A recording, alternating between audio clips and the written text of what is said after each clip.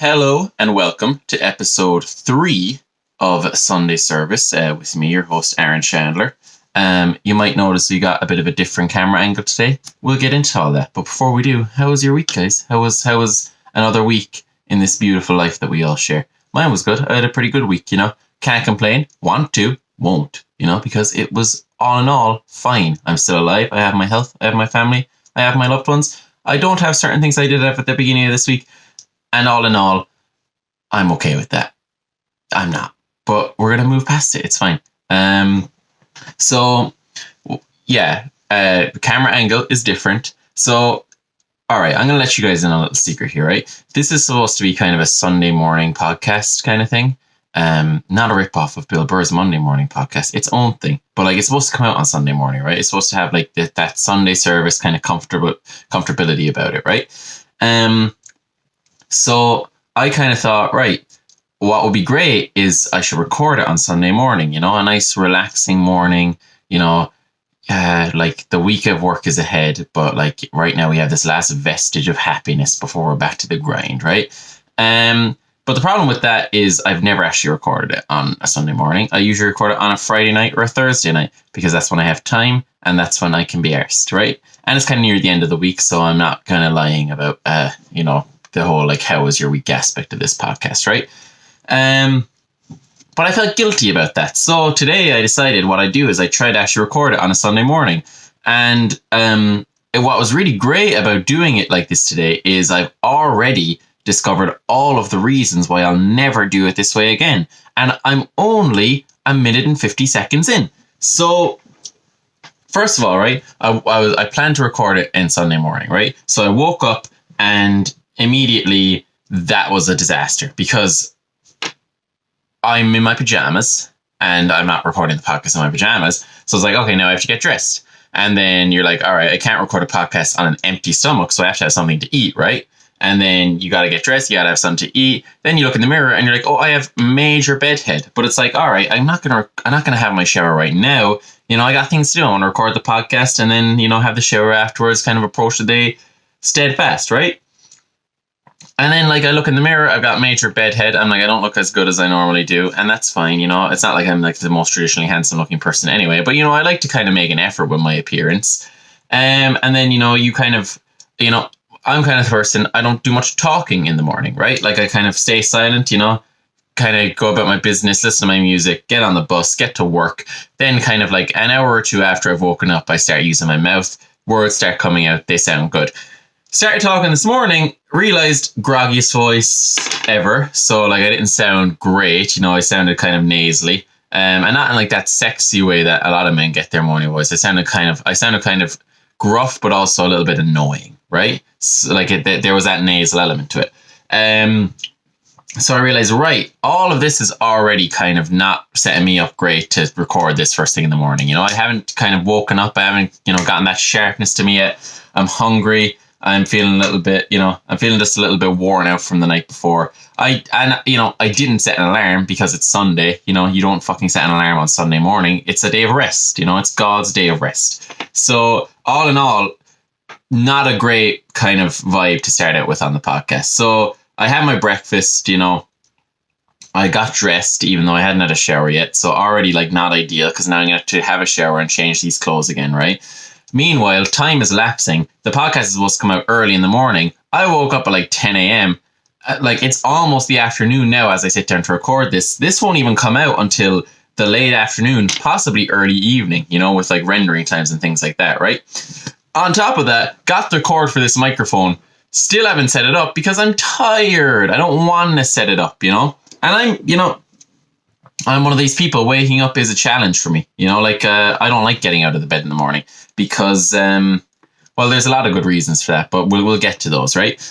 So I couldn't set up this microphone because that's a whole kind of confusing thing. I realized the storage on my phone is almost full, so I had to go through and plan out how to delete all of that over the course of a few hours. I haven't gotten any real fresh air yet. I haven't brushed my teeth. I don't feel great. I'm not feeling sharp. This is basically an unmitigated shit show. And it's kind of, it's kind of made me realize the whole premise of this podcast is a lie because it's supposed to be a relaxing Sunday morning and there's nothing relaxed about this right now. So, yeah, that's kind of where we're at. I don't know, waking up has always been something that I've kind of found difficult, right? Like, waking up is like, it's kind of like microdosing existentialism. You're just like, oh, fuck, I exist, right? Because like life is horrible, but not in but in a way that's kind of fine, right? Like it's like it could be a lot worse, right? Like I have a house. My mom has a house, and I live in it, and I'm not homeless. So like that's obviously great. There's always something to be grateful for when you wake up in the morning. God fucked some people over, but not me. He picked favorites, and that's fine if you're one of the favorites. Is basically what I think. Like, I don't know, like just every morning I wake up, you just remember that like, oh, life is suffering and full of pain for a moment. But then you're also kind of like, oh, well, at least I did wake up, because like the alternative could have been really bad, like remembering you exist. Like waking up in the morning is like becoming sentient for the first time. But there's kind of that element of I've already done this, so like it's a little bit fine. Like you can kind of get over it. That's where I think all the grogginess and kind of pain of waking up comes from. Like people say that people who aren't morning people, right? They just have brains, they just realize how like horrible the world is, like I feel like people who wake up in the morning and they kind of like, they wake up and they feel great and they get at the day. Those people are fools because they don't realize like they haven't deeped how painful and full of suffering life is, and but they haven't deeped on the further level that that's kind of also okay and good in the long run. They just think everything's going to be happy, right? Like I don't know, like I think like waking up in the morning is kind of like, that meme where it's like the bell curve, and then like, at the one end there's a guy who's like an idiot and they're doing something, and in the middle there's like the people who are kind of like, they have like the generally good opinion, and then like then at the right hand side of the bell curve there's like the geniuses who are doing the things that the idiots are doing, but they're doing it for smart reasons. That's what waking up and feeling happy is like, right? Because you wake up in the morning, you fucking feel happy, you're a complete idiot, right? You don't know about the suffering of the world. You're not constantly reminded that life is full of pain. You're not constantly, doubting and belittling yourself about everything. You're just fucking going out to the race like, yeah, I get to eat breakfast, And then there's the more like awakened people, which is the majority of people who are just like, oh no, I'm alive. Oh no, I have to do things I don't want to do. Oh no, I have to get out of bed where it's so warm and nice. Oh no, But then at the top hand side of it are the people who are like, you know what? Life is suffering, but my life is pretty great. I'm glad to be awake. I'm glad I got up in the morning. I'm glad I'm feeling good about myself. I'm going to make the most of this day that God has given me. And I'm not quite at that third level yet, but I know that's where I want to be going, right? Maybe also it's just that I go on my phone every night before bed for like an hour and that fucks me up, right? It's probably actually that, okay? Scratch everything I just said about the whole like, mentality of it. It's probably the fact that every night I go into bed, I have blue light staring me in the face, fucking up my circadian rhythm, just destroying my sleep schedule and probably my health in the long run in an irreversible way, right? Like I remember one time, I think it was like last year, I keep fidgeting with this thing. I want to put it down here so that it's not making background noise for the entire podcast. Is that okay? Yeah, that's the kind of idea I had, right? Where was I? Yeah, so like one time, like a couple months back, right? Like I was just I was really busy all day, and I was kind of really quite tired on my way home. And I hadn't used my phone at all. I hadn't got on my phone. Not on purpose. It wasn't like a planned out thing. But like I realized like right before I got into bed that I hadn't been on my phone in a few hours. And then I was kind of like, all right, let me put all this shit to the test about like not going on your phone before bed. I was feeling like tired enough that I felt like I could go straight to sleep. And like I just didn't look at my phone. It had been like at least 2 hours since I'd looked at my phone at all. And it was dark out. I hadn't turned on the lights in my room. So like I was going to bed with like just no blue lights in my eyes whatsoever. And I woke up the next morning and I felt like God. Like I felt like there was nothing I could not do. I woke up and I immediately raised out of the bed. There was not that moment of like lying down in, sort of existential agony for like a couple of minutes. I just I woke up and my eyes immediately opened. Like there was no like slow kind of depressing, like kind of forcing them open, like, oh God, here we go again kind of thing. I woke up, my eyes were open immediately. I took in the light of God's glory and I was just like, let me go make breakfast for myself. I will enjoy this. And I enjoyed making my breakfast. Like I love making breakfast, but in that way where like I know that I would love it, like while I'm making it, I kind of don't want to be, and while I'm eating it, I'm kind of like, this is fine. But I know that making breakfast is something I enjoy on a kind of, on that third person level. I know the character of Aaron Chandler is a person who enjoys making breakfast, so I just like, I do it because I know technically I enjoy it, not because I'm actually enjoying it in that moment, but just because I know it's the type of thing I do like doing. So I'm like, well, obviously I'm not going to suffer for this, so I'm just going to kind of feel indifferent towards it in the moment. But on that day, I woke up and I was like, fucking, let's make porridge, Like I wasn't even making a fry. Like I was just making my bog standard weekday bowl of porridge, and I was like, fucking, this is going great, right? I fucking put on the kettle, had a cup of tea, let the tea bag just sit there for like 5 minutes, just kind of reflected on the day I had ahead. I was making plans and shit. Like I never make plans for my day, I just kind of, well, it's not that I don't make plans, it's just that like, I guess, well, I do make plans for my day, but in this moment I was like excited, I had that get up and go attitude. I was like, I'm going to get this done, I'm going to get this done. I felt good about it. Whereas usually I'm kind of like, oh, I have to do this, I have to do that. I'm going to have to get that done. And then maybe like a couple hours later, I can just go on my phone for like an hour and that'll be great. Whereas that day I was like, fucking, I get to go to the library. I'm going to do some writing. I'm going to come up with some new material. I'm going to go to work. I'm going to like, be happy there. I'm going to engage in like in malicious gossip. It's going to be great. Like, I felt so good about it. And it all came from this fact that I hadn't looked at my phone the night before. So obviously, I never made that a consistent part of my behavior because that would be mildly inconvenient to me for like infinite long-term benefits. But like, it was crazy because I realized I was like, wow, before this is how people woke up in the morning. Now, obviously not, because their lives were horrible. Like they woke up in the morning, they had that I imagine it must have been way worse to wake up like that in the past, right? Because you wake up and you have all this energy, you have all this get up and go, you're feeling great about yourself. And then you look out the window and you're like, it's the Industrial Revolution. I forgot. I'm gonna be eating last night's stew for breakfast. And by last night, I mean like 3 days ago, because we haven't been able to buy any new meat since. And then I'm gonna have to work in the coal mine for 7 hours. Oh, why did I get excited about being alive there for a second? I was such a fool. But at least I get to spend time with my loved ones, but not really, because it's the Industrial Revolution, which is the time where we kind of like, I always feel like the Industrial Revolution was kind of like the time that we think all of the past was like, you know what I mean? Because like, that was kind of the moment in history where like that was like what the peak of the exploitation of like the lower classes, I guess. Not to sound like a fucking commie, but like, I think the way people look at the world, you kind of think like, in the past, like I think that was the time where like the divide between men and women was at its strongest. And because that was before like all of a sudden like all these like, these civil rights movements for like, people of color and things started, we assume that all of history before that was like that. But I think actually the Victorian times in the West were like really when that gap was at its most wide. And before that, kind of like people were just like, I mean, obviously the slavery wasn't great before that anyway, but like before that, like,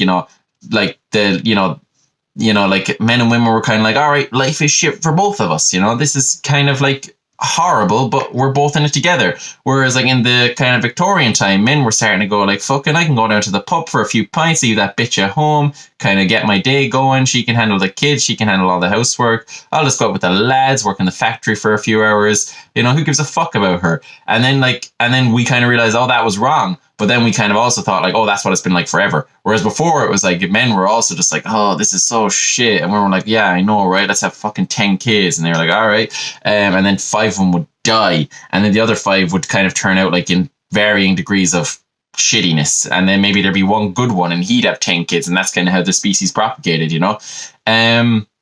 So like I can't imagine waking up in a good mood at a time like that. Like at a time like that, that's when waking up in the bad mood would make sense. But now we live in a world where waking up in a good mood would make sense, because generally speaking, the world pretty great. Now obviously there's horrible stuff happening, right? But not here.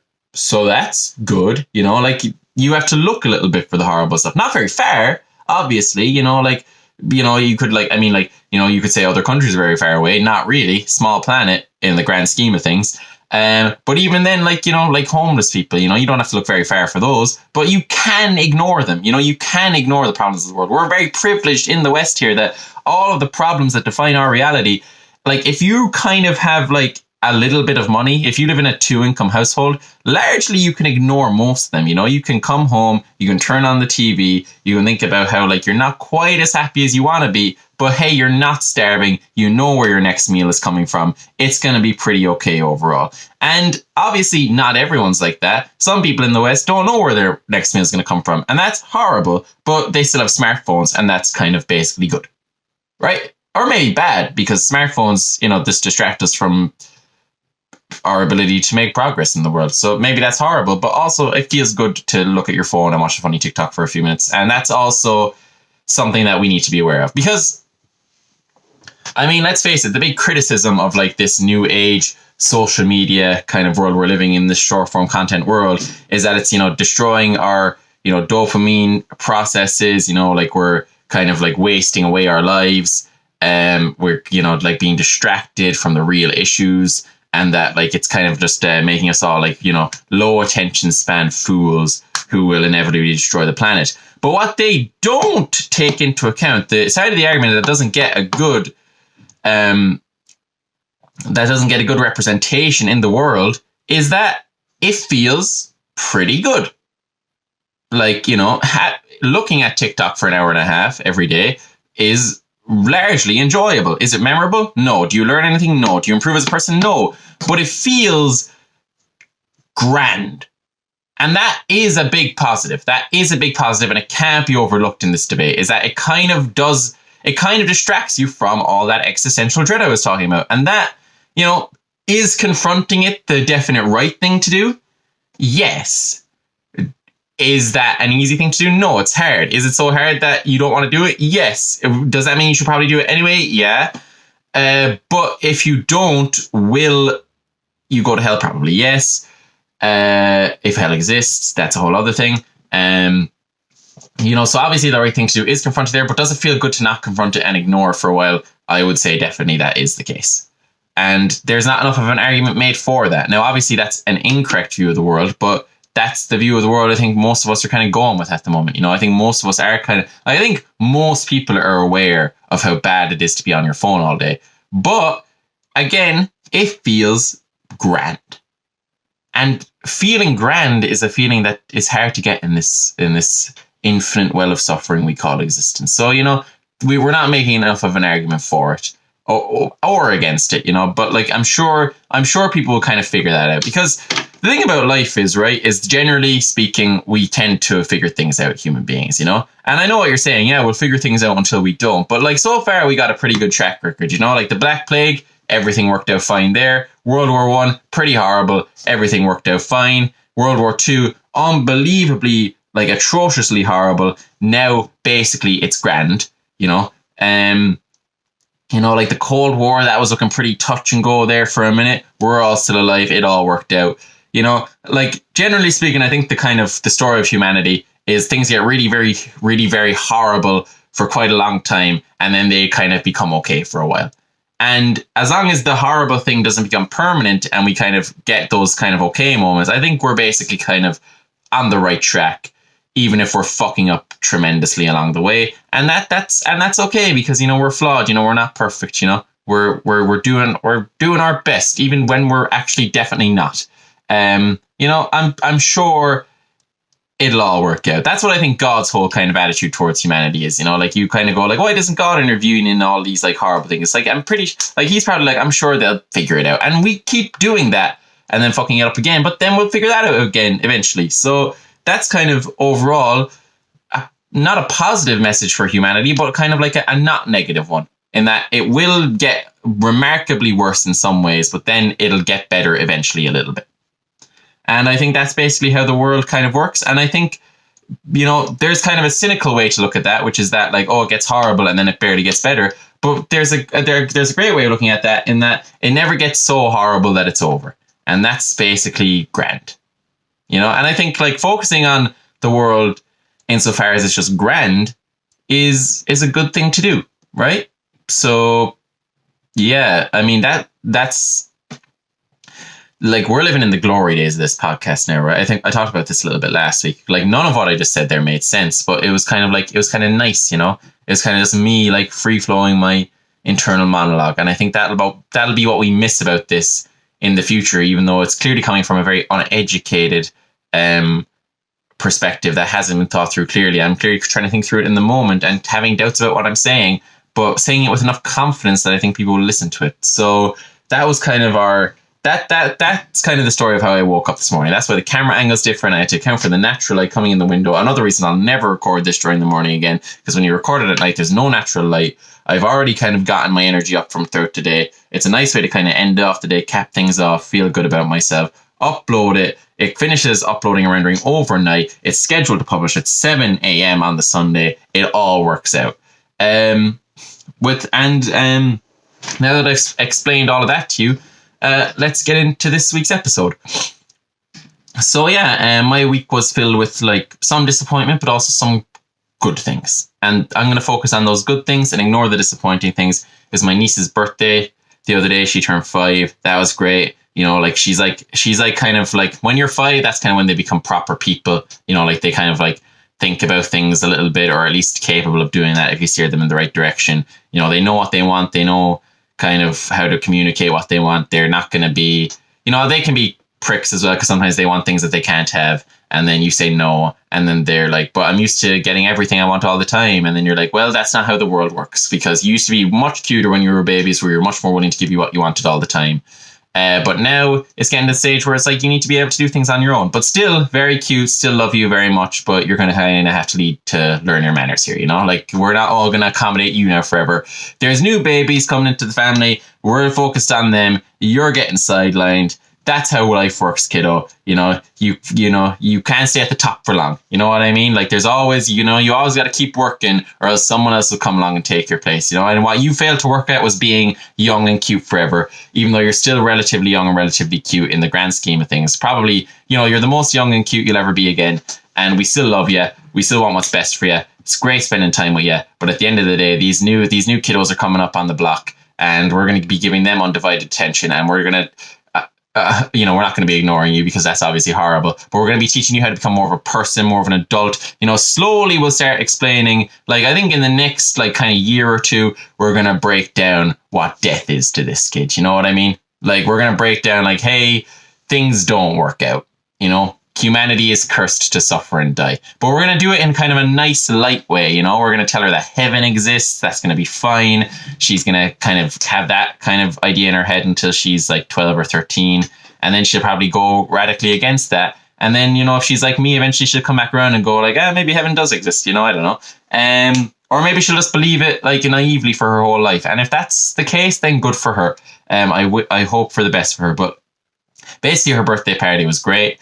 It was kind of like, it was the first real kid's birthday party I've ever been to. Like, obviously she's had other birthday parties when she was a baby, and obviously I've been to other kids' birthday parties, but none as an adult. Like, this is my first time. When you're like 15 and your family drag you to a kid's birthday party, and you're just like, I'm too old to play with these fucking dumb kids. I don't want to be fucking playing tag with them. I can obviously win, but I'm supposed to hold back and pretend I can't. This is stupid.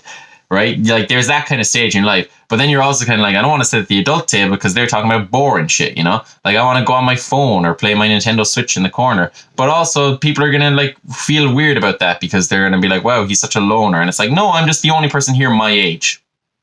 Like, there's obviously that awkward stage. But this is the first time I was at a birthday party where I was like, all right, I'm old enough now that, like, I don't mind, like, making myself look like I don't know how to run fast for these kids. It's going to be fun. I'm going to chase them around a little bit, throw them against the bouncy castle. There wasn't a bouncy castle there, so I just threw them against a concrete wall. But, like, in kind of a playful way where they didn't get hurt. We played, like, tip chase, and then, like, I tried to, get them all kind of playing with each other so I could duck out and talk to the adults for a few minutes, because you get really, really tired when you're playing with kids, even though I should have infinitely more energy than them because I'm a fully grown man and they're toddlers.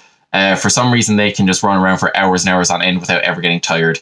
I guess it's because, momentum thing, there's less mass there. They need to generate less energy to move it all around. But then again, they also have less energy overall. I don't really know what's going on there. But fucking hell, you play with them for like an hour and you're like, all right, I'm getting tired now. Surely they're about to like fucking hit the deck. And then they just keep going for like another 3 hours. So like, got to play with her for a while. That was really great, but then also like all her friends were there. So, you're eventually like, all right, like you run off and play with your friends, develop like social interactions, social bonds, become like a real person, talk about them with stuff, they'll say stupid stuff. You'll say stupid stuff. It'll all be wrong. You'll test it out. You'll experiment. You'll fail miserably. And then you'll realize, okay, maybe not that. We'll try different things, We'll play with our dolls for a little while, get bored of that, run around for a little bit, realizes that like kind of like the young guys, like they can be a lot more aggressive with the playing, whereas like the young girls, they tend to be a lot more obedient. And then you're just like, all right, I guess his mom's going to put him on ADHD medication, even though I don't think there's actually technically anything wrong with him. But yeah, I guess that's the kind of track we're on, because I guess she finds it annoying that he likes to talk and move around a lot. I don't know. I think that's probably basically bad. But then, anyway, you go through that kind of process with them of playing with the kids. You're having a good time. You're kind of like, like you play like kung fu with the little guys. Like you kind of like play like ice skating with the girls we were playing. Like it was kind of a Frozen themed birthday party, which I found interesting because she didn't exist when the first Frozen came out, and she was like one when the second one came out. And the second one is pretty shit. So all in all, I'm not sure why she has this fascination with Frozen. I guess she saw it on DVD or on the streaming service. I guess that's possible, because it is quite a good movie, I know like there's people like you like to make fun of Frozen as a movie. And like I know like sure thematically it has its issues and all that. But at the end of the day, Let It Go is a bop. You can't really argue against that. Like the two sisters, they are cute, The snowman guy, he is goofy, That has all the things that kids like in a movie, so why wouldn't you love it, right? And like having ice powers is cool. All right, I think that's like the criticism that like, a lot of people criticize Elsa as a character, but like at the end of the day, she is cool. And like, I like Elsa. I think she's, of the Disney princesses, she's one of the ones that where I kind of go, I guess she's a queen, right? But I don't know. Sorry, a notification just came up on my phone there as I was looking at the camera, so I lost my train of thought completely. But yeah, we were just playing like little ice skating for a while, like I was making a fool of myself, kind of like acting like I didn't know how to ice skate, even though I obviously do, and we weren't wearing ice skates, we were in our shoes and we were on like the floor. So it was fine. But eventually, like play with my niece for a little bit, got her going off to play with the other kids, because I don't really want to talk to these other kids, because, I have no biological relationship to them, so at the end of the day, I don't care about them, and I just find them snotty and annoying. Not really, but you know what I mean. There is that kind of element where, like, when a kid's not, like, when it's not my kid, but, like, when it's not one of your own, you're kind of like, Jesus, the annoying parts of children are really coming to the forefront here. Whereas the one that's related to me is, like, a perfect angel, right? Even though they're all basically actually the same, because none of them have fully developed a personality yet, so they're all kind of like just blank slates that you're projecting your worldviews onto, and someone's going to put them on ADHD medications, and even though there's nothing wrong with them, because parents are older now and they can't put up with children's higher energy, and I guess they just don't want to, so they're just going to pump up full of drugs. And that's an interesting thing about the world that I don't really necessarily know how to feel about, because I'm not a parent, so I don't know what I would do in that situation. So all in all, we're just going to kind of move past that, ignore it, not really develop any commentary on it, not really, come to any conclusions, not really give it a solid opinion. But I think generally the consensus will be that I kind of disapprove of that. I'm talking really fast. I could be getting so much more time out of this topic. Generally kind of I disapprove of that, but not in a way that I can specify why exactly or what my solution would be. Just in a way like where there's a vague energy of like, okay, that's not really something Aaron supports, but also he is aware that maybe sometimes, well, who knows? Who knows what my real opinion is on this, because I'm not sharing it. I want to keep it as neutral as possible, so that older parents who, are doing that kind of thing are kind of like, come here.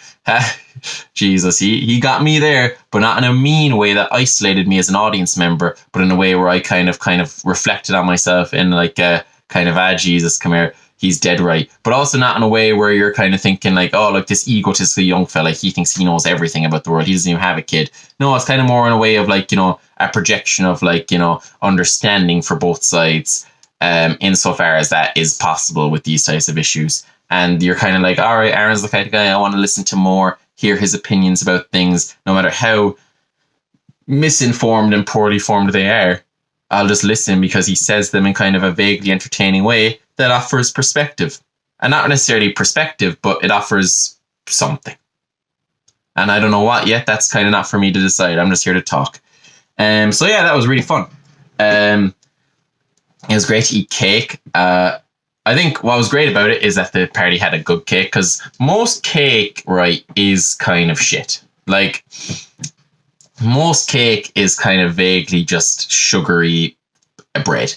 And that's not ideal, but it was like a nice chocolate cake. You know, it went down well with a cup of tea, but it was also kind of like moist enough that you didn't even need the cup of tea to drink it. You could have just had a slice on its own, but just adding the cup of tea enhanced it, which is where you want a piece of cake to be. Because a lot of cakes, they're very dry. You need the cup of tea to make them even bearable.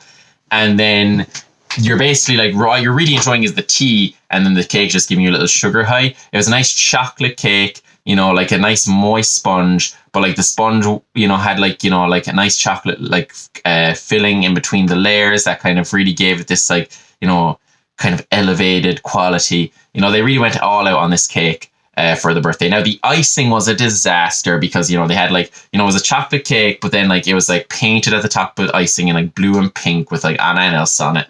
And, you know, I'm more of not a fondant guy, but like a buttercream guy on a cake. You know, that's what I like. I don't like icing. I don't like fondant. I suppose I definitely prefer icing to fondant, but there was definitely fondant on this cake as well, which kind of, fondant is a fucking disaster. Like I get it lets you draw nice pictures on the paint, and that is cool, but it's also tastes like somehow you took sugar and then put sugar on it. And not in a way that like, you just added more to the pile of sugar, but like you've instilled more of a sugariness to this already existing sugar. Like it's like you know, like it's like when when someone stuffs a turkey with a turkey. It was kind of like that. That's what fondant is, but for sugar. I thought I'd come up with a like much snappier kind of metaphor there, but I didn't, and that is okay because, you know, we're quantity over quality here at Sunday Service with Aaron Chandler. That is our primary motto. So like, you know, there was a distinct lack of buttercream on this cake, and that did kind of sour me a little bit, but I got kind of, you know, I got one of those middle sections, you know how the edge is where like the icing and the fondant kind of peak, you know, those edge pieces, and that like results in just a disaster to your digestive system and your taste bud and your palate. I kind of avoided that. I got a middle piece, you know, where there was just like that thin layer of fondant on the top, you know, a little bit of icing, kind of like scraped off a little bit of the icing, you know, didn't scrape it all off because you do kind of want that sweetness, you know, it's meant to be consumed with it. Ate the cake, had a cup of tea, it enhanced the experience, felt really great about it. Felt like, you know, fuck it, I have a cheat day here, it's my niece's birthday, I'll get some chocolate on my face, she'll laugh, she'll think it's funny. And it was all basically good. So that's nice, right? So that was a nice part of my week. And now there were also parts of my week that I didn't enjoy, and I'm not going to get into them here because, you know, the wounds are still fresh. And, you know, like, that's my personal life at the end of the day, you know. And I want to paint an image of me in this show as a good person, right? Like, I want that to kind of be, I want you to all think that I'm a good guy, even though I'm not, right? Like, I've got a lot of serious character flaws. Like, I'm quite narcissistic, I'm quite self-centered, you know, I'm very much a guy who looks out for himself before other people, even though sometimes I can do nice things for other people. I won't say I'm a complete villain, you know, because that's just not true either, but I'm a very flawed man who does the wrong thing sometimes and then justifies it to himself and acts like it was okay. You know, that's kind of, you know, I'm a typical modern person, you know what I mean? There's nothing great about me, and there's nothing remarkably bad about me either, but that kind of almost makes it worse, because at least if I was truly bad and doing great things, there would be a greatness to that, but I'm not. I'm just kind of, you know, a moral husk who kind of doesn't do anything in either direction and just kind of exists, you know, completely unremarkable. That's what I am. And occasionally, you know, like maybe like some element of like human greatness that exists within all of us does shine through for a moment, but it doesn't get cultivated, you know, it just kind of sits there where you go, oh, right, he does have potential. And then it just reminds you further that I've wasted it on not being truly good or truly evil, just kind of being somewhere in the middle, a bit meh. You know, that's not the sense I want to create. The sense I want to create is, oh, he's kind of like a good guy. And not like, not like a good guy who really fights for something, like, because a lot of like, really good people, they really fight for their principles and they'll stick by them. And, people like, a lot of people will dislike him for that, like they'll like kind of like, they'll think, like, oh, like who does he think he is, or they'll think they're wrong about the good thing that they're trying to do. And they'll kind of like, that'll kind of make them a figure of controversy, even though they, in their own head, they're doing their best. I don't want to be that kind of good person. I want to kind of be like the very neutral, good person who everyone is just like, oh yeah, he's great. Like just completely politically and socially kind of just a blank slate that you can implant your own ideas onto to make me the most likable public figure I can. Because at the end of the day, I care about being liked literally more than anything else in a way that is damaging to myself and others. And that's the kind of guy I want you, that's not the kind of guy I want you to perceive me as. I want you to perceive me as the guy I just told you to perceive me as, okay? Are we all kind of, on the same level there? All right, let's get into it. So, what else did I have here? I watched, okay, so I started watching a show this week. It's called The White Lotus, right?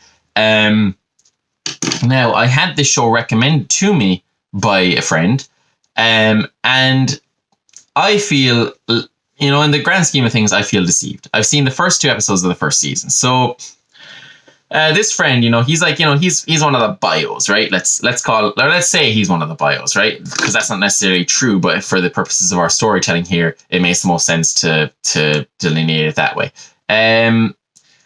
So I get recommended this show. It's called The White Lotus. They say it's kind of comedy, kind of drama. I'm thinking like they're like, look, Aaron, you like it. It's about like, this hotel. You've worked in hotels. You kind of like, might enjoy the humorous element of it.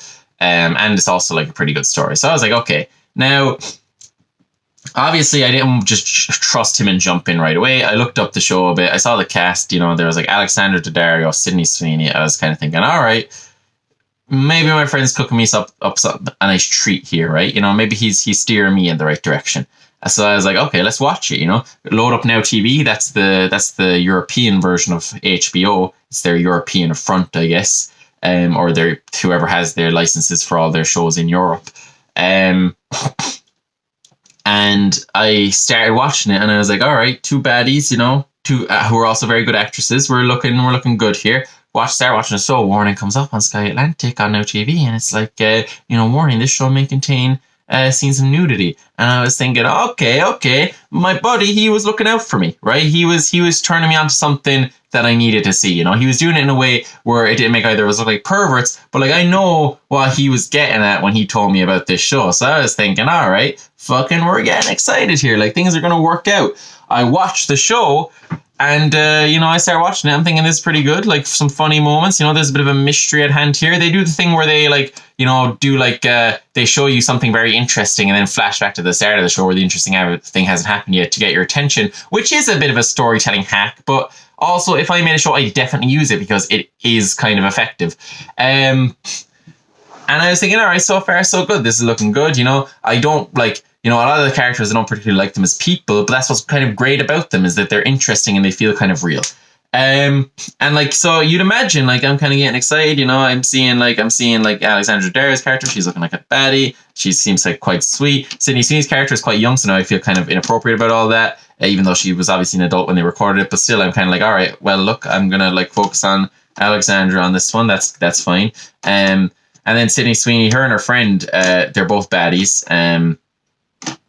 Is that okay to say? I'm pretty sure they're 18 in the show, and they were definitely like in their like mid-20s when they recorded it. So this is kind of a Hermione and Harry Potter situation, like, because I'm younger than Emma Watson, and when I saw those movies, she was older than me. But like you know how it is, like you could like like that kind of controversy of like which movie is it okay to be like, all right, Hermione is like attractive. Well, like obviously it's not going to be before the 5th one, but which one is it? So then which one is the 5th one? Before the 6th one, sorry. Okay. I just wanted to cover my bases there. Woo. All right, Aaron, let's kind of like steer away from that topic because you're about to make yourself look really bad there. Okay. Let's just lock back in on Alexandra Daddario. Oh yeah. So anyway, like I was thinking, the show has some baddies in it. Like Sydney Sweeney's mom, she looks fit. She's like, classic, like, classic older woman. Cougar vibes, very attractive. Alexandra Daddario looking great. I'm thinking, all right, where's this nudity coming? And imagine my surprise halfway through the first episode when I just see cock.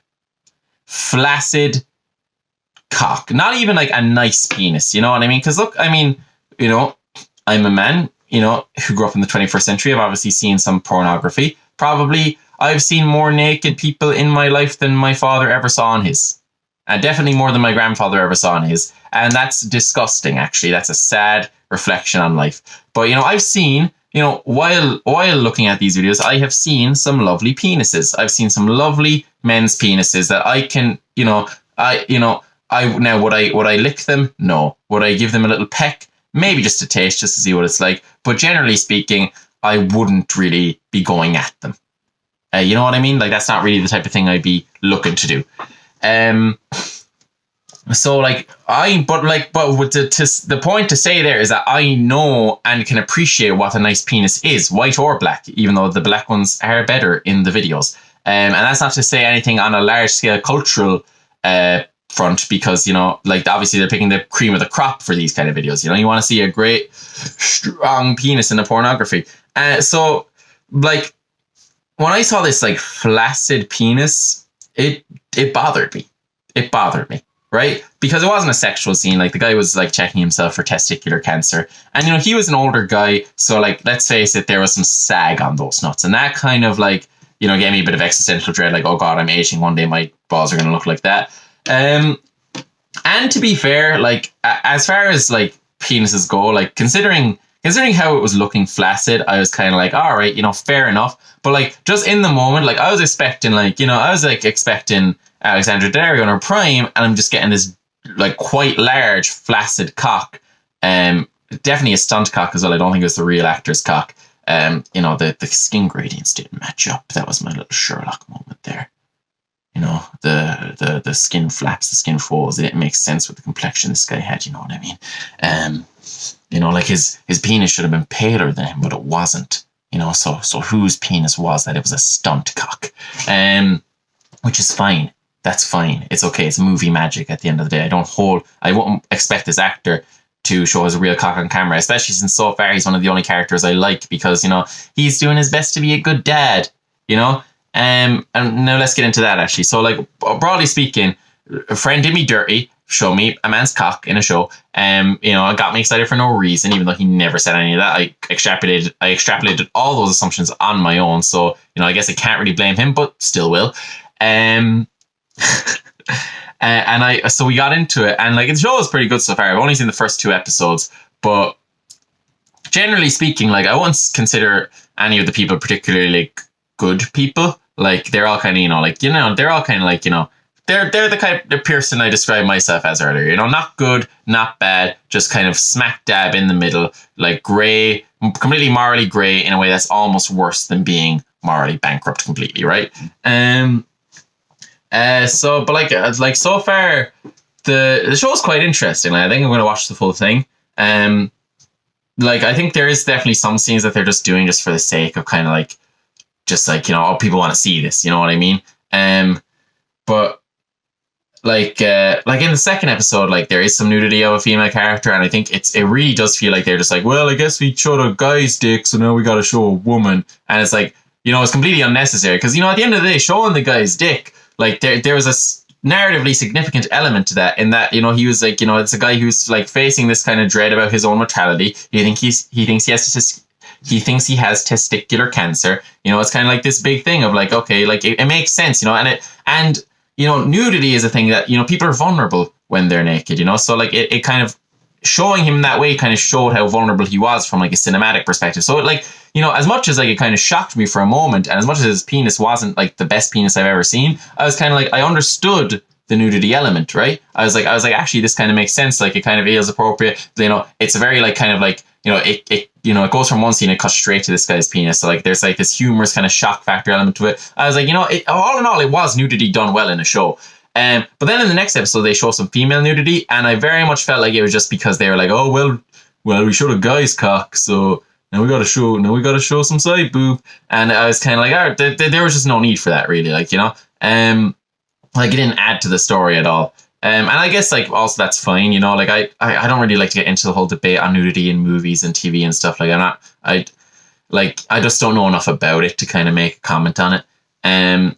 But you know, like, because like, you know, I guess some actors and actresses are completely comfortable with this, some would rather not. And then like, is like, does it even need to be there? Like, I mean, like, I guess you could even make an argument that that guy's willy didn't even. I'm going to start calling it a willy from now on. I think that makes it seem more funny than intimidating. I think, you know, cock is an intimidating word, whereas willy is kind of like, it makes it sound like kind of. Now it did intimidate me for a moment because flaccid, it was quite large. So like there was an element of like insecurity there on my part, most certainly. But like I don't think that's how it really comes across broad spectrum on the show. So I'm just gonna call it his little willy. Not little, but you know what I mean, right? But all in all, like, you know, there's some scenes and I'm kind of like, all right, this is just like, this scene is just here because this is a show and shows have scenes like this. But then, like, you know, the main character couple, Alessandra Daddario and her husband, I think his name is Shane on the show. Don't know who the actor who plays him. He's you know, like, they don't have a great relationship. Like, they're clearly headed for a divorce. So, okay. So, look, here's what happens at the start of the show, right? So like the start of the show shows Shane coming back from this vacation to this like Hawaiian resort, right? And his wife isn't with him. And then, you know, like from another couple, we learned that there was a murder not a murder, a death. I don't know if they said murder or death. I can't remember but there was a death at the resort. And then Shane, like, you know, based on his body language and the fact that his wife is missing, the show is kind of implying that his wife is the person who died at the resort. I think that's a bait and switch is kind of my opinion on it. Like, I think what's going to happen is the reason Shane is going to seem so unhappy at the end here is because, you know, maybe things aren't going well with him and his wife because they have the worst relationship ever, right? Like, first of all, they got married. They never had any discussion about whether or not she'd keep her job. You know, they got married and they never talked about that. You know, like they should not be married. You know, they have no communication skills whatsoever. Like, he clearly just married her because she's beautiful, and she clearly just married him for reasons as yet unknown. Like, she just seems to vaguely be like, I like him. You know, like she hasn't put any thought into this at all. And now, I mean, like, I think kind of the point of this her character is that she's like someone who, like, well, not the point, but like I think an element of her character is that she's someone who's like not as kind of smart and world weary as she believes herself to be. Like, she's a journalist, but like she has, you know, a lot of the another character in the show is like criticizes her journalism as being like very kind of like, you know, poor and like ill-minded and not like very well thought through in kind of like a broad like long society term. Like, she's just doing like fluff pieces, you know, and like she, you know, she wants to be very independent from her husband, but she also like isn't making very wise decisions for her own career. And then like she seems to need the help of others to help her make decisions rather than being able to kind of be sure of herself. But like, you know, there is an element of also like, you know, he is quite a dickhead about things. Like, I remember like in the second episode, like she like, you know, like a kind of, you know, an older woman kind of convinces her that like, you know, all right, well, like here are the reasons like why it would be beneficial like for you in the long term to keep your job. And like she outlines them like quite selfish reasons, you know, like, you know, kind of like, well, you know, like, honey, the marriage might not work out, which is like a wise thing to think. It's a thing you have to think, but it's also the thing that you shouldn't want to dwell on if you want a marriage to succeed, I guess. But like, you know, fair enough. And then but like, you know, this whole time she's been telling her husband that like they're not gonna, or not really, hang on. The whole time her and her husband have been arguing about whether or not she's going to be working on vacation. And he's made it quite clear that he doesn't want her. Now, he has done a poor job of communicating that. He's been quite rude about it. He's been a bit of a dickhead. Like, you can see where he's coming from, but he's not communicating it in the best way whatsoever. And then he's quite belittling of her career. So, like, you're just like, okay, this is just a mess. Like, these people can't talk to each other, right? And then, so like, but like this older woman kind of convinces her, like, you know, like, okay, like in this very kind of like smart way, like, here's why you need to keep working. And then like, you know, after after having a discussion with her husband, she goes to him and she's like, oh yeah, like I'm definitely going to be doing a bit of work on vacation. And he gets really upset about it in a way that's very mature, but also the way she's communicating it isn't mature because she doesn't outline her reasons at all for why she's doing it this way. And again, like, bottom line, this should have all been discussed way beforehand. You know, they shouldn't be running into this problem on their honeymoon. They should have ran into this problem within like, you know, like maybe right before, or like in worst case scenario, right after they got engaged. Like, this shouldn't be on the table. So they're basically like a horrible couple, but then like they're, you know, they just have that thing, like that like annoying thing in movies where like a couple will have a fight and at the end they'll just both be like, I'm sorry, can we kiss now and make up? And then like it's quite cute and quite nice. You're like, oh, they do love each other. And it's like, well, but the problem hasn't been solved. They still have no idea where they are as people. They have no idea what they're doing. They have like no perception of where their marriage is going. They're going to get divorced because this is unstable. Like the fact that they like have affection towards each other isn't going to make this work out. They're not saying anything to each other. They're just kind of bickering at each other, and neither of them are making any good points. Neither of them are outlining what they want at all. And like they're just clear. They're just like, but like the show I trust so far. I hope they're not doing that typical show, like, because like in a classic sitcom where like the husband and the wife have an argument, and then like at the end of the episode they both just say sorry, and then they act like that means they have a good relationship, even though the problem just isn't resolved whatsoever. I don't think this show is doing that. I think they're heading in a good direction with this. And I think the direction they're heading is that these two are probably going to break up, or at least like be on very bad terms by the end of this.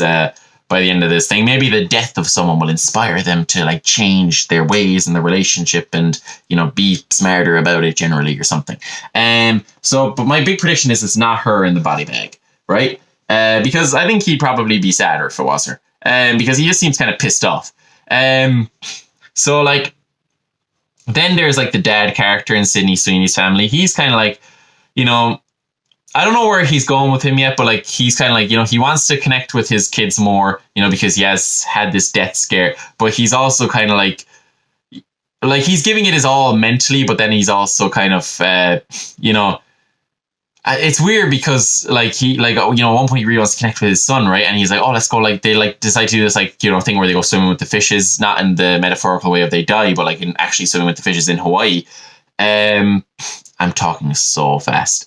And like his dad really convinces his son to do it. And then they get there and his dad's just playing with his balls because he's like having a panic attack, right? So like he doesn't actually end up connecting with the kid at all, even though his intentions are to do that. So he's an interesting character, he kind of seems like he's doing his best. I would imagine he's going to end up in that body bag at the end of season 1. That's kind of my big prediction. It's either going to be him or the guy who runs the hotel.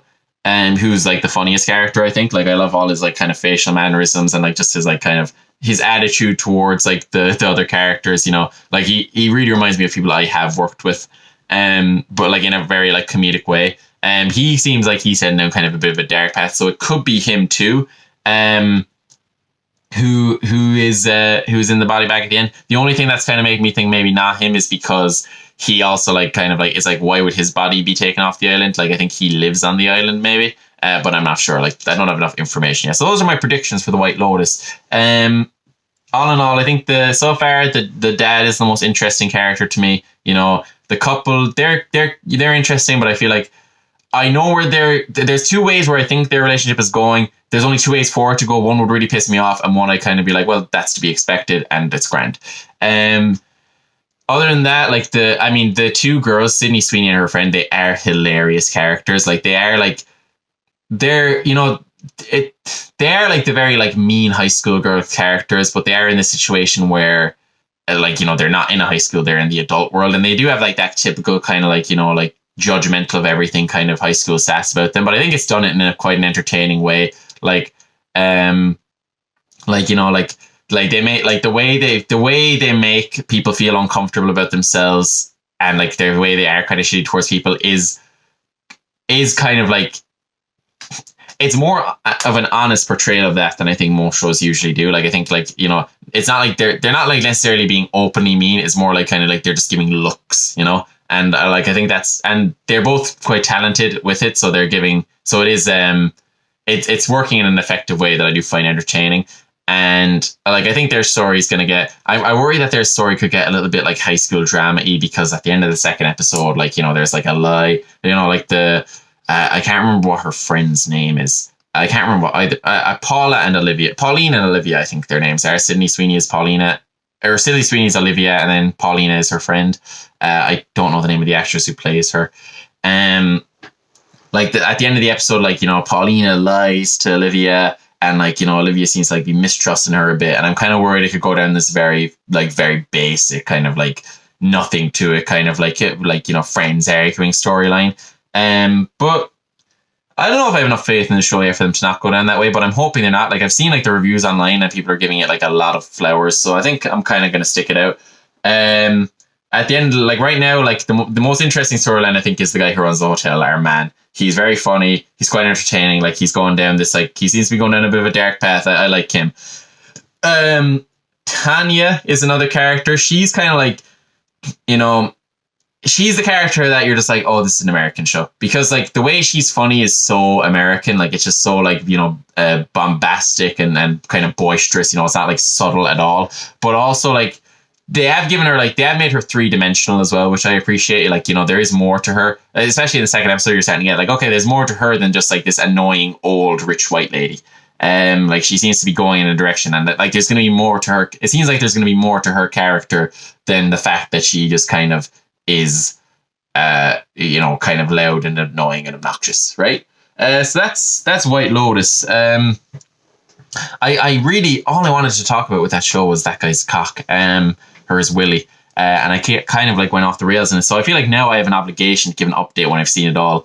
I'm going to watch the rest of the season 1 at least. I'm quite enjoying it so far. I feel like a certain level of investment, so I definitely will be getting back to you on that. I really want the couple to break up, and not because like, not for any bad reason, but like they just don't work as a couple. Like if the show like ends and it's just like, well, you know, we realize that our love can conquer all, and I'm like, no, your love's not going to conquer all. 56% of marriages end in divorce. Like you guys are definitely in that 56% bracket. You are not good together. Like you're cute, you are very cute together. You know, you do look good together, but you don't talk about anything. Like your connection is not even entirely superficial. It's just naive. So yeah, that's White Lotus. I also watched House MD this week. That's one of my favorite guilty pleasure shows ever. And I was watching the first season this week, and I was just thinking like, I love House MD, but I was just sitting there thinking like, how in God's name did this show last for 8 seasons?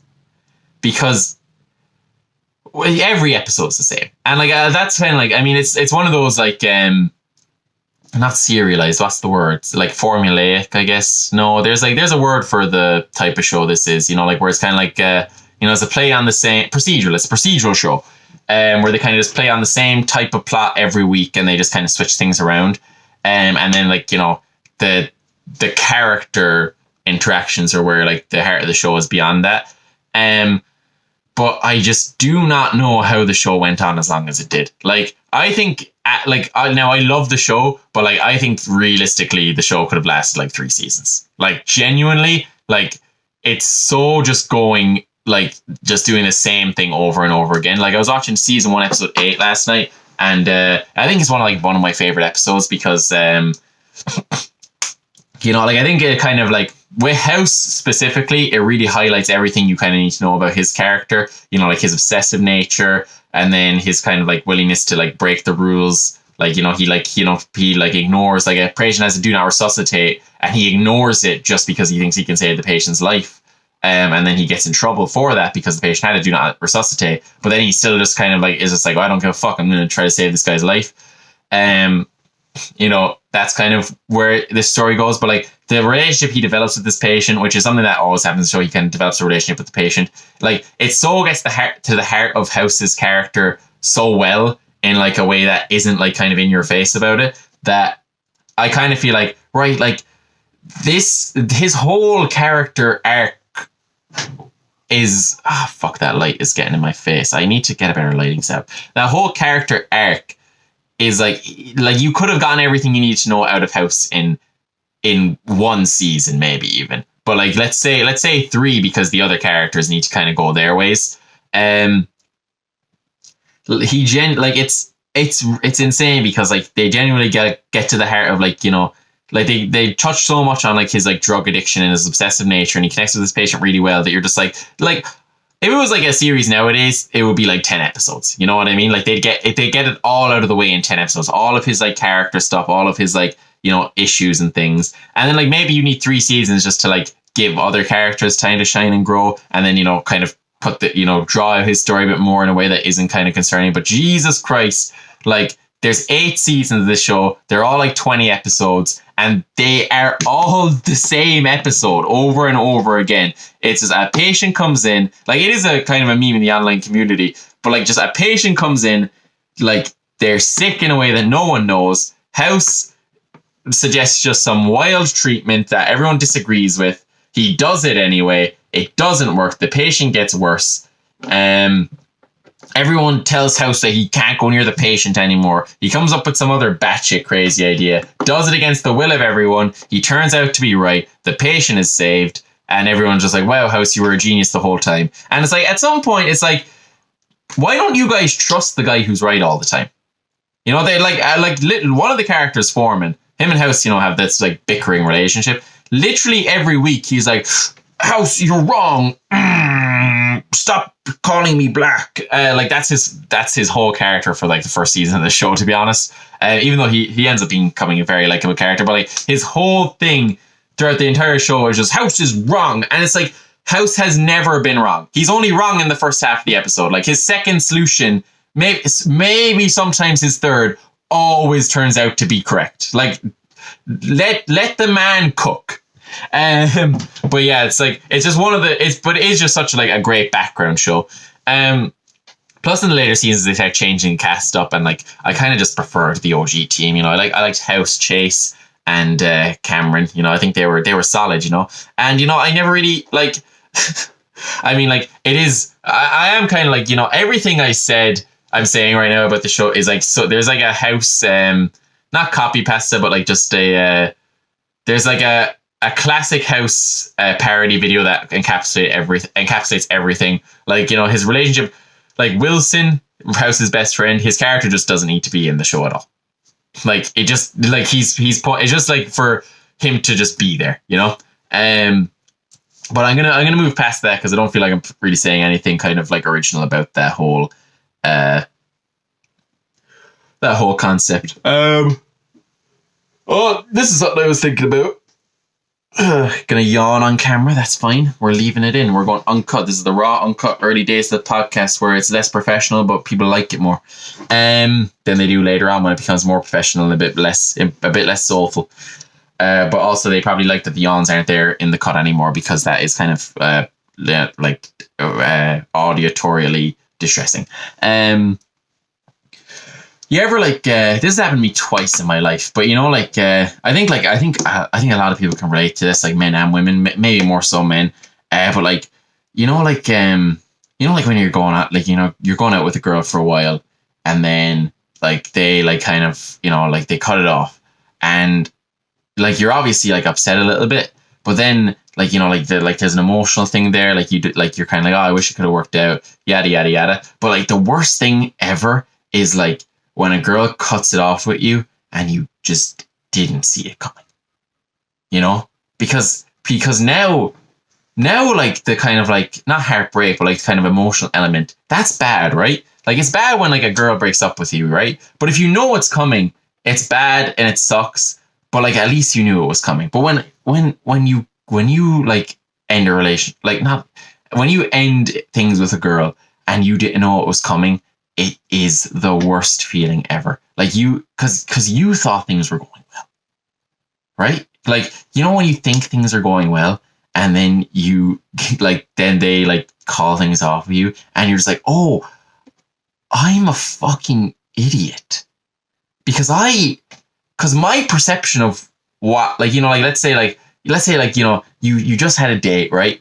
And like you thought it went amazing, and then a few days later they're just like, yeah, I just don't think I'm feeling it, you know? Like your perception of what was going on that day is so far from the reality of what was happening that you must be just unbearably stupid. You must be so willfully ignorant. Because like it's happened to me twice in my life, and I consider myself to be a decent observer, a decent judge of character. Not the best, I'm not fucking Sherlock Holmes, but like I tend to, like, I wouldn't pride myself on it, but I tend to think I'm a guy who goes into a situation and I can tell what the whole vibe is, right? Like I feel like if I'm in a room, I know what the vibe of the room is. I'm not kind of like, I'm not ignorant, but like when you're like going out with a girl and you're like thinking, this is so great, this is so nice, you know, we're having a great time, you know, I really like her, and then she just like not feeling it, you're just like, oh, I must have looked like a fucking crazy person because she wasn't enjoying it.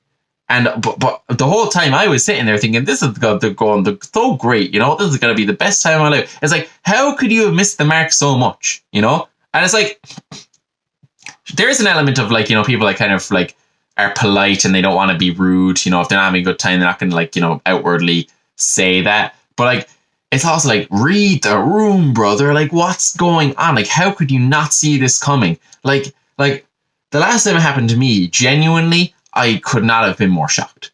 I was just like, oh wow, like, so like when I tried to kiss you at the end of the night, you just didn't want that at all. And I thought it was romantic. I thought things were going so well. And I was just completely off the mark. Like, how did that happen? You know, it's such a crazy thing, because I know what's happened to so many people. Like, where you're just thinking like, you know, I really think, you know, this could be something special, and then it's just like, oh, like what were you thinking that day that you could have been so wrong? You know, because I think like it's only when you're emotionally invested in something that things can go wrong so like bizarrely in that way. Like it's like you know, like one of those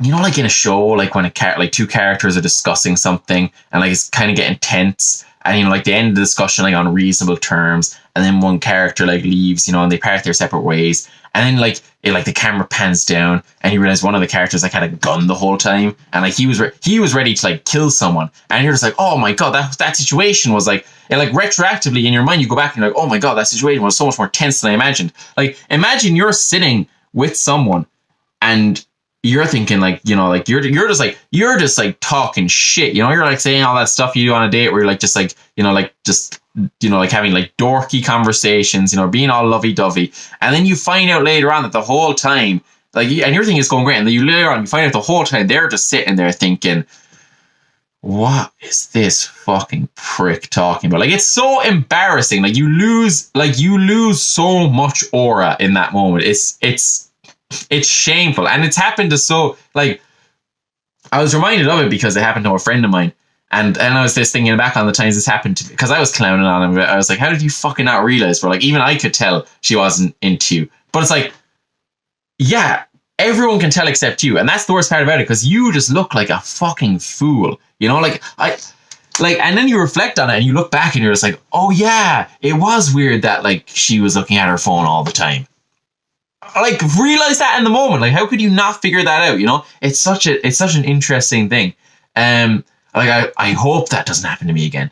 You know, because like every time it happens to you, like the first time it happens to you, you're like so blindsided by it, and then you think like, okay, but now that it's happened, like I'll know what to look out for next time. I'll figure it out, and then it happens again, and you're just like, oh, what? I'm just stupid, because or like everyone in the world is a liar. But like, you know, which one is more likely? You know what I mean? It's like, clearly I am not a good judge of character. Is that kind of echoing there because I'm sitting in the corner? I don't know.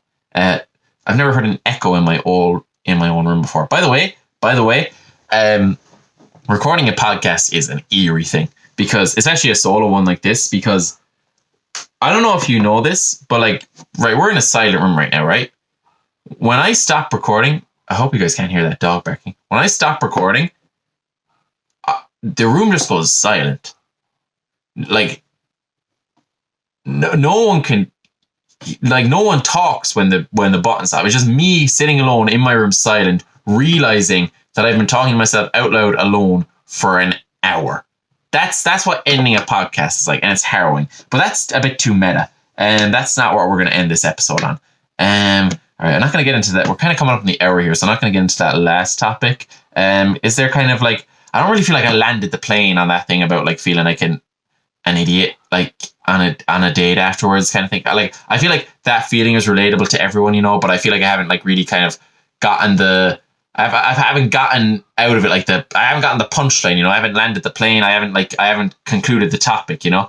I've just kind of called myself and all men and all women who it's definitely, it must be so much worse if you're a woman, because I feel like as a woman, like when you went to a date, like there's a presumption of like, you know, because usually women get asked on the date, so there's a presumption of this is gonna go well for me. Like he's already into me, right? So like if it doesn't work out, I can't imagine getting turned down as a woman, you know, because like when you get turned down as a man, it's kind of part of the thing, right? It's like, like women, like their job is to kind of judge men and like decide if they're good enough. Like if you're a girl and you go on a date with a guy and like he doesn't want to see you again, that must be like soul destroying. It's like, but I was supposed to be picking you. I was supposed to be deciding if you were worthy of me. And now you've just cast me aside. Like you wanted to have sex with me like this morning. Like what changed? What did I do wrong? Like how? Because I didn't do anything crazy. It's not like I launched into some like tirade about like how like we should like enslave people. Like I was as nice. I dressed nicely. I wore my makeup. I had dinner with you, and for some reason you've decided that I'm not good enough for you. And it's like as a man, like that is what's supposed to happen. You're just like, yeah, that's fine. But like as a woman, I feel like I'd just be shocked to my core. I'd be like, how have you decided that? How did you go from liking me to not liking me? What did I do wrong? Like I must have done something abysmally wrong. But I can't figure it out because I thought we were having a nice time. Like I must have gone off the rails so far in some direction and it's just not making any sense to me whatsoever. That must suck. God, that's one of those things where you're just like, all right, thank God that's not me. Like, when you're in a bad situation and you're just like, all right, it could have been that little bit worse in a way, right? Well, this, I was gonna, what I would do if this show had an audience right now is I'd be like, oh, girls in the comments and guys in the comments, let me know a situation where that happened to you. And like, it would be funny, but also it would validate that to me that I'm not the only person it's happened to, which I'm kind of worried that I am at the moment, because I think we all come out of those situations looking like, wow, excuse me one moment. Well, I just had a coughing fit again. I mean, this is the third episode and I still have that cough, so that's weird. Baby should go to the doctor. I had the flu this winter, got a really bad cough during it. Hasn't come quite back to having the full lungs yet. It's more of a throat cough though. Maybe I have throat cancer, but I never smoked. So that would be a bit of a dickhead move by God to give me that, But yeah. But like, yeah, so what's so mad about that thing happening is that you realize like, if your perception of reality could be that wrong about that, then it's like, what else are you not seeing? And like you get into this like headspace like over the next couple of days where you're just like, oh, like I could be wrong about everything. And you're like, oh, maybe no one likes me. Maybe all the people who I think I'm friends with, maybe they all think I'm really annoying. Maybe I have no perception of the world around me whatsoever. Maybe my family think I'm a bad guy. Maybe people think I'm not funny. Maybe when I'm on stage, doing my jokes, people are laughing at me, not with me. Maybe that's the world I live in. Maybe because I wouldn't know. Maybe everyone's like, maybe the way everyone acts towards me, I'm wrong about it completely, and they're all off put my energy, right? Like that's the type of mindset you get into, and then eventually you're just kind of like, I don't know what to do about that. You kind of self-examine. You come up with like some flaws a little bit, but then it's like at a certain point you're just like, well, like, but if I don't even know what my flaws are, then what's like the next step?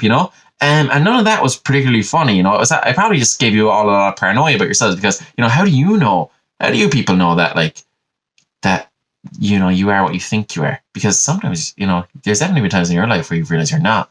So how do you know that that's not the situation all the time? It's just those times are the only times you realize it.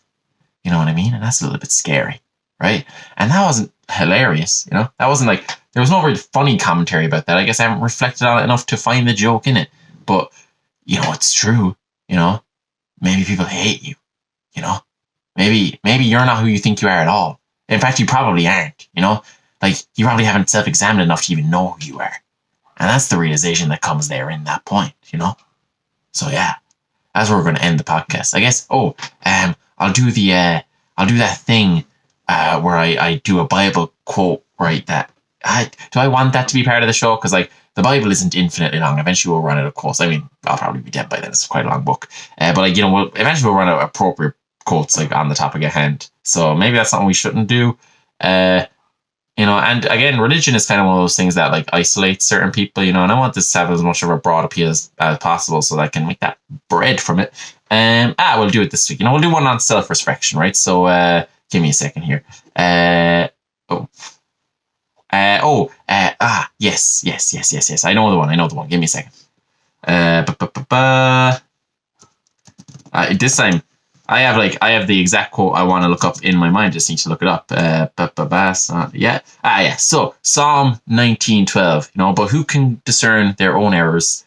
forgive my hidden faults. I thought that used to be longer. Okay, but that's basically a quote about like you don't know what's wrong with yourself, so you gotta figure out like forgive my hidden faults. Like like a God, I don't know what's wrong with me, so look, forgive me for the things that I am unaware of, which is clearly what has happened to the friend I was talking about, who was actually me secretly. Oop, plot twist at the end. Have a good week, guys. Yeah, I think that's kind of where we're gonna leave that off.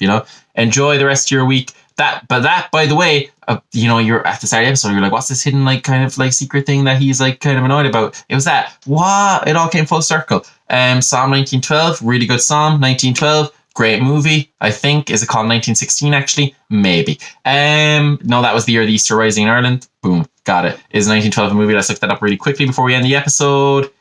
No, that was the year the Titanic sank. Now it all makes sense because, yeah. Great. We did it. See you all next week. Enjoy. Enjoy what? The week? Sorry, that didn't make any sense. Oh no. See you all next week. Not going to cut it out. See you all next week, guys. God bless. No, do we want to kind of like really emphasize the religious association of this podcast? Maybe I do. Okay. See you guys next week. Take care. Have a good... No, not have a good... That's shit. Oh, now we have to come up with an outro. See you guys next week. Mass. Bye.